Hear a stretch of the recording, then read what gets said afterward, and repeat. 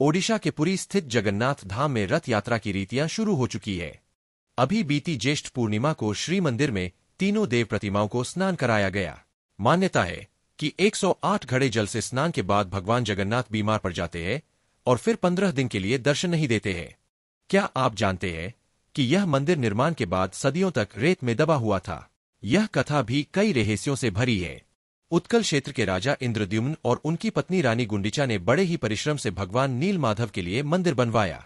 हनुमान जी ने इसमें उनकी सहायता की। राजा के भाई विद्यापति नीलमाधव के प्राचीन विग्रह को खोज लाए, जो कि एक भील कबीले के पास संरक्षित था। देव शिल्पी विश्वकर्मा बूढ़े शिल्पकार के वेश में आए और उन्होंने सशर्त भगवान जगन्नाथ की प्रतिमाएं तैयार कर दी। इन प्रतिमाओं में विग्रह समाहित किया गया और फिर इन्हें मंदिर में स्थापित कर दिया गया। अब प्रश्न था मंदिर और देव प्रतिमाओं की प्राण प्रतिष्ठा का। प्राण प्रतिष्ठा की रीत के बाद ही मंदिर में पूजन हो सकता था। इस कार्य के लिए योग्य ब्राह्मण कौन होगा, इस पर विचार होने लगा। ये प्रश्न इसलिए भी जरूरी था क्योंकि उसी ब्राह्मण को भविष्य में अनवरत पूजा के लिए रीतियां भी बनानी थीं। राजपरिवार मंदिर में अभी यह विचार कर ही रहा था कि तभी वहां देवर्षि नारद प्रकट हुए। वह भगवान के उस मूर्त स्वरूप के दर्शन करने आए थे जिसे उन्होंने पहले ही वास्तविकता में देख रखा था। यह तब की बात है जब माता रोहिणी ने अपनी बहुओं को श्रीकृष्ण के बचपन और रासलीला की कहानियां सुनाई थीं। इसे सुनकर श्रीकृष्ण, बलभद्र और सुभद्रा तीनों ही भाव विभोर हो गए थे। देवर्षि नारद ने जब मंदिर में स्थापित प्रतिमाओं को देखा तो वह बहुत प्रसन्न हुए। तब उन्होंने राजा से प्राण प्रतिष्ठा को लेकर बात की। राजा ने कहा, हम भी इसी प्रश्न से जूझ रहे थे, लेकिन अब आपको देखा तो इसका भी उत्तर मिल गया। श्री मंदिर की प्राण प्रतिष्ठा के लिए आपसे बेहतर पुरोहित कौन होगा? आप नारायण के सबसे प्रिय भक्त हैं, इसलिए उनके स्वरूप की प्राण प्रतिष्ठा आप ही कीजिए। देवर्षि नारद ने कहा कि जब पिता मौजूद हो तो पुत्र सबसे अच्छा कैसे हो सकता है।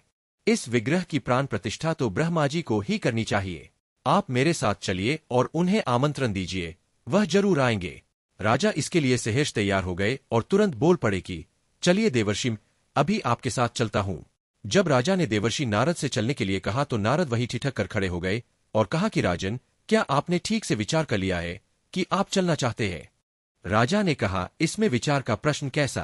अब तो श्री मंदिर की स्थापना का अंतिम पड़ाव है, प्राण प्रतिष्ठा होनी है, फिर मैं संन्यास धारण कर लूंगा। देवर्षि नारद ने कहा कि सन्यासी तो आप खुद हो जाएंगे, लेकिन ब्रह्मलोक चलने से पहले अपने परिवार से आखिरी बार मिल तो लीजिए। आखिरी बार, ये शब्द सुनकर रानी गुंडिचा असहज हो गईं। राजा भी कुछ समझ नहीं पाए। राज परिवार परेशान हो गया। तब देवर्षि नारद ने कहा, आप मनुष्य हैं, ब्रह्मलोक जाने और वहां से लौटने में धरती पर बहुत सारा समय बदल चुका होगा, कई शताब्दियां लग जाएंगी। जब आप लौटेंगे तो न आपका राजपरिवार रहेगा और न ही ये राज्य, सगे संबंधी भी जीवित नहीं रहेंगे। पूरी नीलांचल क्षेत्र में किसी और राजा का शासन रहेगा। आप ब्रह्मा देव को लेकर लौटेंगे तो शायद ही आप इस क्षेत्र को पहचान पाए। अब राजा के लिए नई परेशानी सामने थी। वह मृत्यु से तो नहीं डरते थे, लेकिन उन्हें इस बात की चिंता थी कि श्री मंदिर की स्थापना नहीं हुई और जब तक ब्रह्मदेव को लेकर लौटे तब तक ये न जाने किस हाल में हो। देवर्षि नारद ने उनकी इस चिंता को भांपते हुए कहा कि आप ब्रह्मलोक चलने से पहले राज्य में 100 कुएं, जलाशय और यात्रियों के लिए सराय बनवा दें। इसके साथ ही 100 यज्ञ करवाकर पुरी के इस क्षेत्र को पवित्र मंत्रों से बांध दें। इससे राज्य में कीर्ति रहेगी और पुरी क्षेत्र सुरक्षित रहेगा। राजा ने ये सारे कार्य करवा लिए और फिर चलने के लिए तैयार हो गए। तब रानी गुंडिचा ने कहा कि जब तक आप लौटकर नहीं आते मैं प्राणायाम के जरिए समाधि में रहूंगी और तब करूंगी। विद्यापति और ललिता ने कहा कि हम रानी की सेवा करते रहेंगे। राजा ने विद्यापति से राज्य भी संभालने के लिए कहा, लेकिन उन्होंने राजगद्दी पर बैठने से इनकार कर दिया और कहा कि रानी मां की सेवा करते हुए ही राज्य का संरक्षण करता रहूंगा। कार्य प्रबंध करने के बाद राजा देवर्षि नारद के साथ ब्रह्मलोक पहुंचे और ब्रह्मा जी से श्री मंदिर की प्राण प्रतिष्ठा के लिए आग्रह किया। ब्रह्मदेव ने राजा की बात मान ली और उनके साथ उत्कल के श्री क्षेत्र पहुंचे। जब वे सभी वापस धरती पर लौटे तो तब तक कई सदियां बीत चुकी थीं।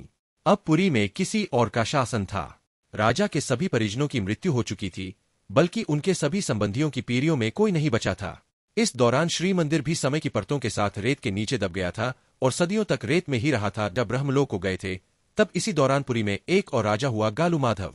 एक दिन समुद्री तूफान आया और इसके कारण सागर किनारे बने श्री मंदिर का शिखर रेत से बाहर निकल आया। राजा गालू माधव ने खुदाई कराना शुरू किया तो उन्हें रेत के नीचे दबा हुआ मंदिर मिल गया। राजा ने उस पर खुद का अधिकार समझा और मंदिर स्थापना की तैयारी करने लगे। इसी दौरान राजा इंद्रद्युम्न ब्रह्मा देव को लेकर आ गए। वह जब मंदिर के द्वार से प्रवेश करने लगे तो नए राजा के पहरेदारों ने उन्हें रोक दिया और परिचय पूछा। इंद्रद्युम्न ने अपना परिचय पुरी के राजा के रूप में दिया और साथ ही मंदिर निर्माण की बात भी कही। यह सुनकर नए राजा के सेनापति आग बबूला हो गए। उन्होंने समझा कि कोई उनके राजा को चुनौती दे रहा है, तो इसलिए उन्होंने पूर्व राजा को बंदी बना लिया और दरबार में पेश किया। गालू माधव ने उनसे कहा कि पुरी क्षेत्र का राजा मैं हूं और इस मंदिर को मैंने बनवाया है, आप इस पर अपना दावा कैसे कर रहे हैं? तब राजा ने कहा कि आपने इस भूमिगत मंदिर को बाहर निकलवाया है। यह कार्य भी मंदिर बनवाने से कम नहीं, लेकिन सदियों पहले इसका निर्माण मैंने नील माधव की आज्ञा और हनुमान जी की सहायता से करवाया था। फिर राजन ने पहले की घटी सभी घटनाओं और ब्रह्मा जी के साथ आने की बात भी बताई। राजा गालू माधव भी कृष्ण अभक्त थे, लेकिन अभी भी इंद्रद्युम्न की बात पर भरोसा नहीं कर पा रहे थे। तब हनुमान जी खुद एक संत के वेश में आए। उन्होंने राजा गालू माधव से कहा कि अगर ये राजा सत्य बोल रहे हैं तो इन्हें मंदिर के गर्भगृह का द्वार खोजने के लिए कहो। गालू माधव ने ऐसा ही किया और राजा इंद्रद्युम्न, जिन्होंने इस मंदिर को बनवाया ही था, उन्होंने सहजता से रेत में दबे मंदिर के गर्भगृह का मार्ग खोज लिया, जो कि गालू माधव के सैनिक और कारीगर अभी तक नहीं कर पाए थे। मंदिर का गर्भगृह सामने आते ही चारों ओर नील माधव का नीला प्रकाश फैल गया और मंदिर अपनी पूर्णता के साथ सामने आ गया। रानी गुंडीचा को भी अपने पति के लौट आने का एहसास हुआ तो वह समाधि से उठी। जब उन्होंने आंखें खोली तो सामने एक युवा दंपति हाथ जोड़े खड़ा था। रानी ने उनका परिचय पूछते हुए कहा कि क्या तुम विद्याप्ति और ललिता के बेटे भू हो? तब सामने खड़े दंपति ने कहा कि नहीं, वे तो हमारे बहुत पुराने पूर्वज थे। हम कई पीढ़ियों से आपको माई मानकर पूजते आ रहे हैं। यह हमारे कुल की बहुत पुरानी परंपरा है। आप हमारे लिए देवी है और हम ये मानते हैं कि आपकी ही वजह से पूरी क्षेत्र में कभी कोई आपदा नहीं आई। तब रानी गुंडीचा ने कहा, नहीं पुत्रों, मैं कोई देवी नहीं हूं, लेकिन तुम्हारी पूर्वज जरूर हूं। तुम मुझे सागर तट पर श्री मंदिर ले चलो। तब उस नौजवान ने रानी गुंडीचा को रेत से दबे मंदिर के मिलने की जानकारी दी और उन्हें वहां ले गए। एक बार फिर राजा इंद्रद्युम्न और रानी का मिलन हुआ। रानी की बात सुनकर राजा गालू माधव को भी सभी बातों पर भरोसा हो गया। इसके अलावा उन्हें राजा के बनवाए 100 कुएं, जलाशय और सराय के भी अवशेष मिले, जिससे उन्हें राजा की कीर्ति का भान हुआ। गालू माधव ने खुद को राजा की शरण में सौंप दिया और उनसे कृष्ण भक्ति पाने की प्रार्थना की। अब सारी बातें सामने आने के बाद मंदिर की प्राण प्रतिष्ठा ही बाकी रह गई थी। ब्रह्मदेव ने एक यज्ञ कराकर रानी गुंडीचा और राजा इंद्रद्युम्न के हाथों जगन्नाथ भगवान की प्राण प्रतिष्ठा कराई। प्रतिष्ठा होते ही भगवान जगन्नाथ बहन सुभद्रा और भाई बलभद्र के साथ प्रकट हो गए। उन्होंने राजा को आशीष देकर उसे मनचाहे वर मांगने को कहा। राजा ने मांगा कि जिन सैनिकों श्रमिकों ने मंदिर के निर्माण और इसे फिर से रेत से निकाल लेने में श्रम किया, उन सभी पर अपनी कृपा बनाए रखना। जगन्नाथ भगवान ने कहा, और मांगो। तब राजा ने कहा, जब भी जगन्नाथ जी की कथा कही सुनी जाए तो आपके परम भक्त विश्ववसु, मेरे भाई विद्याप्ति और उसकी पत्नी ललिता का नाम जरूर लिया जाए। भगवान ने कहा, और मांगो। तब राजा ने कहा, इस कार्य के लिए मेरा साथ देते हुए रानी गुंडीचा ने अपने मातृत्व सुख को भी त्याग दिया, उसे भी अपने चरणों में विशेष स्थान दीजिएगा। तब भगवान ने कहा, और मांगो। राजा ने कहा, आपके इस मंदिर में दर्शन करने वाले सभी श्रद्धालुओं को धर्म पथ पर चलने का आशीर्वाद दीजिए। भगवान ने कहा, और मांगो राजन। तब राजन ने कहा कि और क्या मांगूं? बलभद्र ने कहा, तुमने जो कुछ मांगा है वह दूसरों के लिए मांगा है, क्या तुम्हें खुद के लिए कुछ नहीं चाहिए? राजन ने कहा, आप तीनों के साक्षात दर्शन के बाद मेरी कोई लालसा नहीं बची। भगवान मुस्कुराए और बोले, राजन, तुम्हारी इच्छानुसार सभी सेवकों श्रमिकों पर मेरी कृपा रहेगी। उनकी पीढ़ियां ही मंदिर के अलग अलग कार्यों में सेवा देंगी।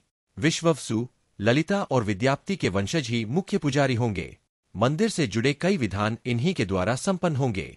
बता दे कि जगन्नाथ मंदिर में रथ के अलावा नई प्रतिमाओं का निर्माण भी तब से चले आ रहे कर्मकारों के वंशज ही कर रहे हैं। नबाक्लेब्रा विधान में भगवान की प्रतिमाएं बदल दी जाती है। इसके बाद भगवान रानी गुंडीचा की ओर मुड़े और कहा, आपने तो माँ की तरह मेरी प्रतीक्षा की है। आप मेरी माता के जैसी है, मौसी गुंडीचा। मैं वर्ष में एक बार आपसे मिलने जरूर आऊंगा। जिस स्थान पर आपने तपस्या की थी वह स्थान अब मेरी मौसी गुंडीचा का मंदिर होगा।